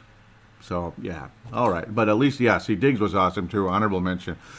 Josh Mayer Henry says, good win, 1 week off, then back to work for the Super Bowl run. And that's, that's as simple and as straightforward as it gets. I mean, that's exactly what's going on. I couldn't have said it better. And, again, it's the whole simple, straightforward, and that's what it's all about. Kurt says, where is the post-game thread? And I was saying I just put it up, my bad. Yep. And Brett McCarthy out of South Dakota says, see ya in 2 weeks, everyone. Yeah, absolutely. Brett McCarthy active every week. Love what he has to say. Backing up, I was saying, Teddy time, por favor. Josh Mayer Henry was saying, awesome finish to shut down that drive. Kurt Back says, por favor, and start pouring the champagne. Yippee! Oh, Kurt, you're so naughty when he gets mad here. He said, WTF is with all the frickin' holding today. Gee, idiot. Oh, my goodness. He was getting frustrated. Brad McCarthy says, it's been a great season. Do you do what you need to win? Nothing fancy. Get the bye and rest up. Next game. It's for real. Yep, the next game is for real. You cannot lose that game. Absolutely. Single elimination. Kurt was saying, sounds good, Brett McCarthy. See you next year, everyone. Dave Hickey says, what's it going to take for them to pull Case and Rhodes? And yeah, you were waiting for that to happen. Josh Marion Henry says, getting real sloppy late in this game. So frustrating. And it really was frustrating. So now we'll continue. Oh, I did mention a couple of tweets I should have got to first, but that's okay. Oh, I went ahead. Shame on me. Where are they? Oh, why did this post twice? That's stupid, but not too surprising. Yep, Gerald String comments on the most recent show. He says, loved the show a bunch. Listened when I was out in the garage getting turkey ready in the deep fryer for Christmas. I have never had deep fried turkey, and I really wonder how it is. I've heard a lot of good things about it, Gerald, so I take it was really good, right? Give me a little review on it if you could sometime, whenever you have time, or you know how you write these replies to the show sometimes. Let me know how it was, or even instant message, private message, whatever you call that. He says, I love the shows where you go back and review team history. No doubt about it. In this show, I went into it again in that second segment because, it's a rich history. Rich in good and rich in frustration as well. Lots of good times, lots of frustrating times, getting too close, but so close, but yet so far. That's been the way it is, man, throughout the years. And obviously Gerald knows more than me. He's been around longer. He's been a He's been around longer. With the Vikings, obviously, he's a few years older than me. I'm 38. I'm not sure exactly. I don't need to pry into people's age. If they want to say it, that's up to them. But he does remember the Super Bowls. I'll put it that way. Kurt remembers the Super Bowls. I believe Dave Martin also remembers the Super Bowls. I wish I got to see them, but then again, see, when I did see what I saw on YouTube, it was like the same kind of stuff, that we saw. Obviously different players, but the same kind of like, you've got to be kidding. You couldn't get that stop on 3rd and long, So, yeah, there was a lot of that in Miami, the Miami Super Bowl. Let's continue. He says, I love the shows where you go back and review team history. No other show does that. Just don't think they have the passion and knowledge you have. I appreciate that, Gerald. I think I told you a few times, but I am 51. Okay, so there's the age. There it is. I'm 51, so that, yep. I remember watching 2 Super Bowls pretty vividly. The Steelers 75 and Raiders 77. Was born in 66, and it's been a long, dry run. Lots of great teams and not lots of championships still waiting patiently. Skull. Yeah, it's crazy to imagine. To be able to remember all 4 Super Bowls, you got to be pushing 60. Isn't that crazy to think about? Especially if you go all the way back to 1961 when you start. I mean, yeah, you got to be pushing 60. You'd have to be born in the 50s at least, and early 60s to remember all Super Bowls, like maybe 1960, 61ish. Man, I mean, you'd have to be, and you'd be really young in the first one. I was pretty young in the first Twins World Series. I was 8, but I do remember it, obviously. And then the second World Series, I was 13, a little more. Yeah, I mean, that one really, man, that one hit home. I loved it so much. Ah, man, that was so awesome. Wonderful times. 91. Was I 12 or 13? But I remember it. I remember it better than 87. But I do remember 87 very well. I remember Dan Gladden's grand slam and Ken Herbeck's grand slam and Kirby Puckett running around those bases like insanity. See, now I'm going to Twins history too because it's Minnesota sports, and we won the championship. We won the world championship. So, I mean, you're going to remember it forever. It's a big deal, man. I mean, there's a lot of young people out there that are 30 and younger that don't remember any of that stuff. So, again, put that into perspective. I mean, if you're born in 87, there's no way in hell you're going to remember 87, and there's very unlikely you're going to remember 91. I mean, you're just a little kid, like kindergarten. So, yeah, it's a small possibility, just very little flickers here and there of memory, and that's about it. But Kirby Puckett ran around those bases. He scored 4 runs in that game, and I'm telling you, whenever I would run my ass off, every time somebody would make contact in kickball or softball or baseball, I ran like hell on those base paths. And for the longest time, I didn't even realize where I got that from. I was like, it's just me being competitive. But no, it was Kirby Puckett, because I watched Kirby Puckett doing it, and it's like I was imitating Kirby Puckett, didn't even realize it. It just rubbed off on me. And when a team wins a championship, it has that effect on you, especially when you're a kid. It puts that competitive fire in you because you want to be a champion too. And that's exactly what happened. That's what happened. I mean, that's how important winning a championship is. It puts something inside of you that is magic. And it makes you want to be a champion. And maybe one day you will be. If you're fortunate enough to get to the pros or whatever, it would be pretty awesome. I was posting how Harrison Smith was named the NFC Defensive Player of the Week. And Gerald String says, what a class act, a professional role model. Not a bad football player either, eh? No, he didn't put the A part. I added that in. I like to add a little Canadian spice to the show sometimes. I don't know why, especially on Brave the Wild. That's kind of more obvious as to why there. Yeah, hockey's a little more Canadian than football, but then again, there's a lot of Canadian football too. Go Winnipeg Blue Bombers, by the way. Mark Carlson out of Iowa there.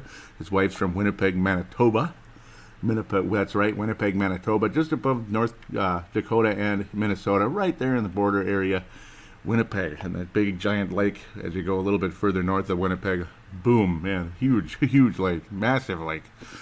Brent Jacobson says, I'm not sure what to make of this, but they better not start him over Keenum. Now, that was all about Sam Bradford returning to practice. I didn't even say what I was talking about there. And, yeah, he'll be the backup. I mean, Keenum, he's just so smart with the football now. A lot of the fears we had with Keenum early on in the season, like against Pittsburgh, against Detroit, stuff like that, I don't know. I mean, he's done a hell of a job since then. And then he just blew up against the Redskins. Had a couple of silly turnovers in that game, and then you didn't really see turnovers anymore. Vikings versus Bears in-game thread, already got to that. Vikings versus Bears post-game thread. And then we get into the Black Monday. So, which today is Black Monday. 4 coaches have been fired already. We'll get back to that in a minute, the roll call there. Brett McCarthy says, did what we needed to win. Rest up. Let's ride the ride. Let's ride the ride. Yep. Brett McCarthy out of South Dakota. Kurt Back says, I think I actually had a tear in my eyes, fellas. And I know all of us will be having tears in our eyes if the best thing does happen. Patrick Grant says, first round bye feels great. Yep. Kurt Back comes back and says, we got momentum now. This really feels good. Eagles all of a sudden looking very beatable. Jeff Froyland out of Iowa says, a long podcast, please. Let's enjoy this accomplishment. And it is a long podcast, absolutely. I took that to heart, and that's one of the reasons the second segment is a little bit longer. And, of course, this segment is what it is. It depends on what's there and what people say kind of gets me going, this and that. Kurt comes back one more time and says, does it really matter to us if the Panthers win or lose? Well, it did. It did to a point, and we talked about it back and forth because of the seeding and who we might end up facing. Odds are the Vikings will be playing the Rams, but who knows? I mean, if the Rams choke to the Falcons, then it's going to be Carolina or the Saints, whoever wins that game. Tucker Hallstrom says, now just get rested and ready to go. And just imagine how strong that NFC South really is. I mean, Tampa was a dangerous team, a lot of us thought, but then 3 teams made it. The Atlanta Falcons, the NFC champions of last year, Carolina, the NFC champions of 2 years ago, and the New Orleans Saints, the Super Bowl champions of 2009. So, crazy. Those are some good teams. Obviously, Saints hadn't been in the playoffs for a little while. They made it the next year. I made it for a little while. I remember they lost to Seattle. Yeah, Seattle was 8-8. That was the first year the Seahawks made the playoffs in a while since their Super Bowl run in 2005 with Matt Hasselbeck at quarterback. A little more likable team than this bunch of jerks, but oh well. At least the bunch of jerks didn't make the playoffs. Paulding says, oh my God, Cedric Paulding says, Eagles losing. Why aren't we the number 1 seed? And that's because they beat Carolina. We did not. Yep, thanks, Tony Coleman. And Cedric saying thank you for that. Tony Coleman from South Dakota says, 13-3, what a great record to end the season on. I'm very much looking forward to the next 3 games. It's going to be hard to wait 2 whole weeks to see the quest continue. And yeah, it's going to be very hard. And of course, if the Vikings do reach the Super Bowl, you got to wait 2 weeks again because that's just how it is. But at least teams can rest up, get ready, and then you get a better quality product in that game. So let's keep going. Gerald String. Cedric Paulding is out of Mississippi, by the way, if I didn't mention. Gerald String says, first round buys are rare around here. Second one since the infamous 98 season. Yep, if we can get Elfline back, I like our chances to compete at a high level. Brian Westhoff replies to Gerald String, says, I wore the Favre for you today. Gerald, LOL. Interesting. I believe he's a Seahawks fan? No, or Eagles fan. I think he's an Eagles fan. Gerald String says, sweet. Gerald again continues, says, well, Walsh does it again, LOL. Cool to see the Bills back in the playoffs. And yep, Walsh missing the field goal for the Seattle Seahawks. Just like he helped the Seahawks years ago, he hurt the Seahawks this year. Oh, darn it, I feel so bad. Tony Coleman says, my 3-year-old son Caleb makes his Super Bowl prediction on his own with no prompting from me. Nice. Uh-oh, I'm kind of curious now. What teams? Here, let's see what happens. Vikings, then Steelers. And who's going to win? Steel Wolves? Vikings. Steelers, All right. huh? Vikings and Steelers. Well, I hope you heard that. I just played that on the fly there. You may have heard it. Yep, so that's cool, Caleb. Thank you. Vikings and Steelers, and the Vikings will win. I'll play it again one more time just in case. I'm guessing you heard it, though. What teams? Vikings, then Steelers. And who's going to win? Vikings. All right. Steel Wolves. No, I love that. Star candidate, Tony. Star candidate. That's cool. I love it. Dave Vicky wrapping up the section with... I'm sure I probably missed the cut off for this to air. You did not miss it. You got lucky because of this. Nope, you made it. You made it. You're definitely a star candidate for this show, Dave. So that's the good news. You will get a star. I'm guaranteeing you a star for the show, Dave. He says, I'm sure I probably missed the cutoff for this to air on your show, like last week's call. And that being said, it looks like as though we would play the winner of Saints Panthers, which are the 2 teams I least want to play. But if you're going to be the first team to win a Super Bowl at home, then you got to beat whoever is ahead of you. And along with the Patriots, I think we are the most complete team on the field, or in the field. Yep, and I agree. This is a team that absolutely can win the Super Bowl. There's no doubt about it for me. It's the best defense I have seen. The 92 Vikings had an incredible defense. The 93 Vikings had an incredible defense. 92 Vikings, you had a pretty good team there, but there was just something missing. They weren't as good. They just weren't as good. Rich Gannon had that playmaking ability, the competitiveness, but he wasn't near his peak at the time. He was still kind of like a good backup quarterback. That's what he was. Of course, you could say the same thing about Keenum, but Keenum ended up being much better than what Rich Gannon was in 92. But I really did like Rich Gannon. Then you bring in Jim McMahon, who was way past his prime, and he never was that great. The guy was as mobile as an oak tree. I mean, forget about it. His arm was, okay. And that team was, okay. They were 9-7, and they got beat by the Giants. They almost beat them, the Vikings did. A fairly mediocre, slightly above average Giants team. Right away in 93, 94, you could go on forever. Very good defense, and a quarterback that was he was stupid. As good as he was, I shouldn't say he was stupid, but he was too aggressive. He forced too many plays, and it was really frustrating. So, yeah, you could go on forever. 98, the defense was not that good. You had big names like John Randall and guys like that. Henry Thomas was already gone, which was really a bummer. Just imagine if Henry Thomas was still around. That guy was awesome. Where do you go from there, though? Obviously, Ed McDaniel was good, but he wasn't the same guy. He tore his ACL in 96. He came back in 97. Not the same ever since. He had moments, but he had moments. In 95, he was the best player on the team, but the rest of the defense sucked big time. Warren Moon had an awesome year in 95. Crazy good year. Like a Brett Favre of 09, almost. Not quite as good, but he was way better than he was in 94. But then the defense was just gone. It wasn't the same at all. The rush defense was hideous in 95 and 96. The secondary was pretty good in 96, but the rush defense, they just ran right through us like a Dallas Cowboys. They whooped the Vikings' butt in the first round that year. Yeah, and you could go on forever. The 2009 defense was, it was just okay. You had the Williams Wall. You had Antoine Winfield, who was hurt the whole damn season. Safeties were not that good. I don't remember any safeties being anything great. The linebackers were okay. E.J. Henderson had his moments. And then he got hurt really, really, really, really bad. Jamarcus Sanford, that was the guy's name, who broke his femur, E.J. Henderson's femur. And it's just, it was just a bunch of mediocre defensive backs.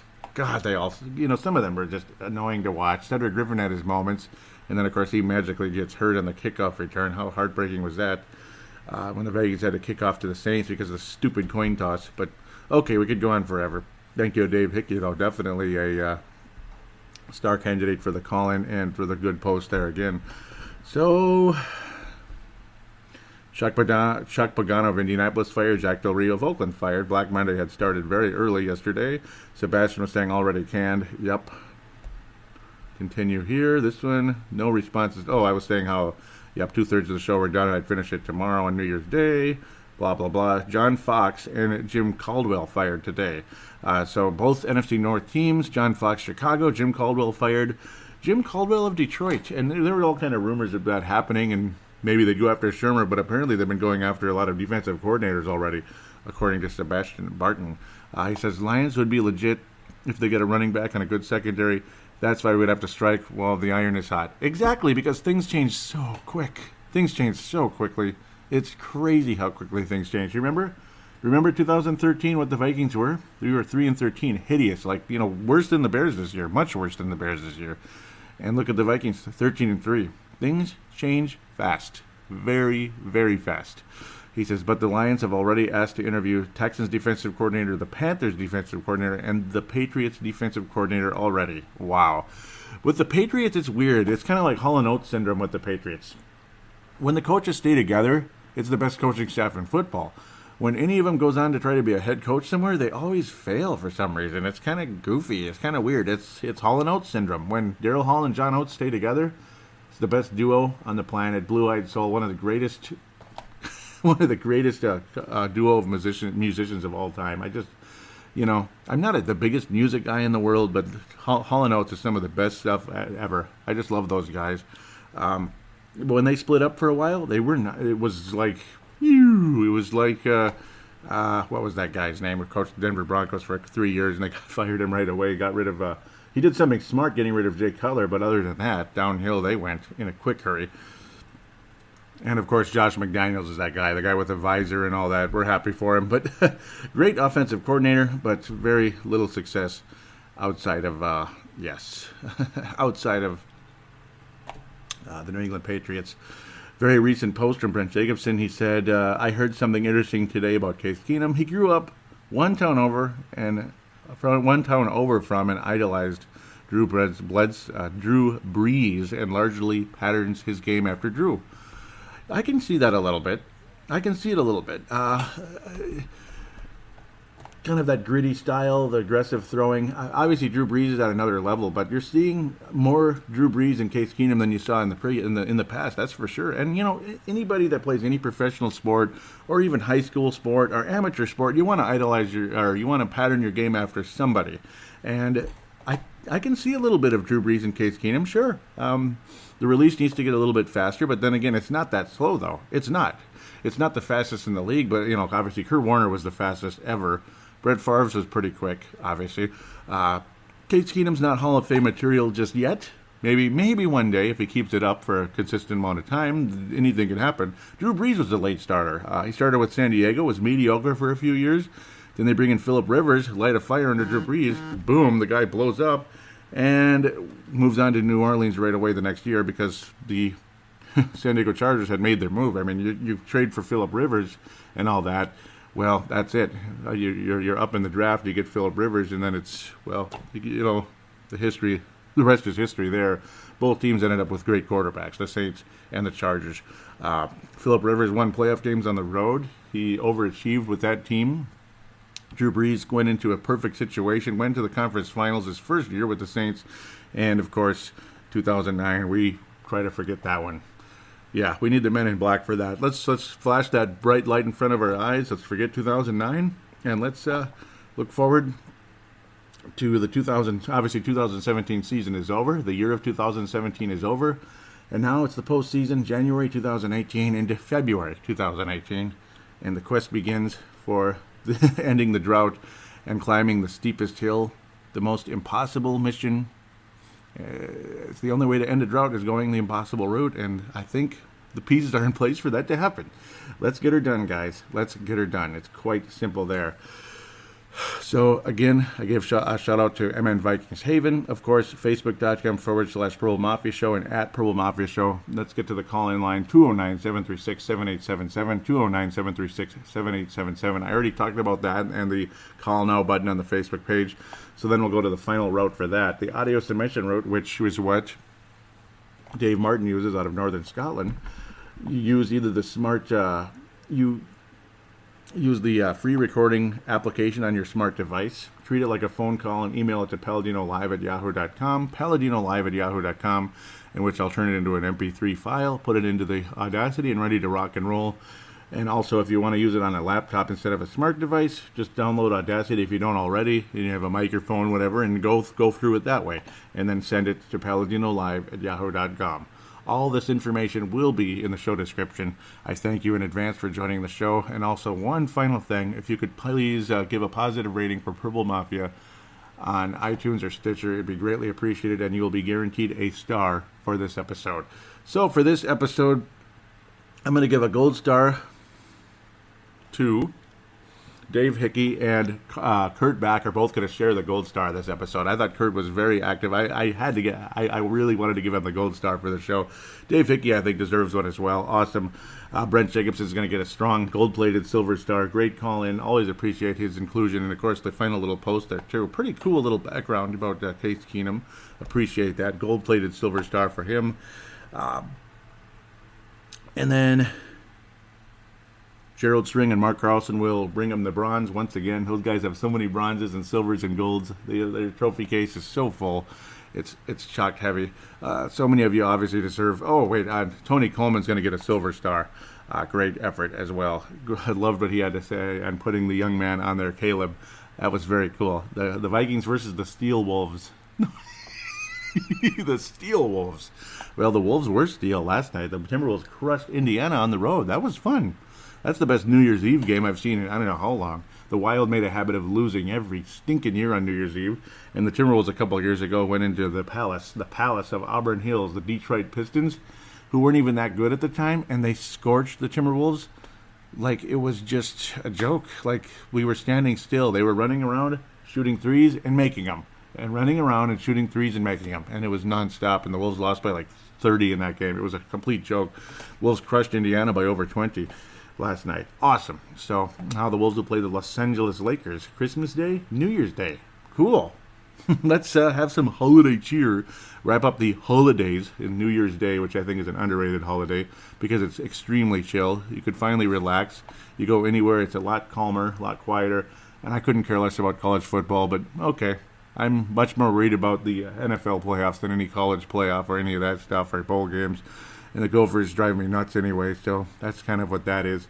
I hope everybody had a safe and happy New Year last night and into today. Hope you're enjoying yourself, relaxing, listening to some Purple Mafia, and of course getting whatever chores you need done around the house, this and that, or whatever else it is, errands or chopping ice off your driveway. I mean, it could be a million things. Chopping ice off your car, yeah, there's that, because it does, the slush builds up underneath your like around your tires, and it completely freezes when it's below zero, and it's not fun. It's basically like cement at that point. I mean, yeah, it's pretty ridiculous. But thanks again for joining the show. Please tell your friends, and we will be back in a week to review the wild card round and preview the divisional round, which will obviously feature the Minnesota Vikings' next opponent and the very first one in the quest to end the drought.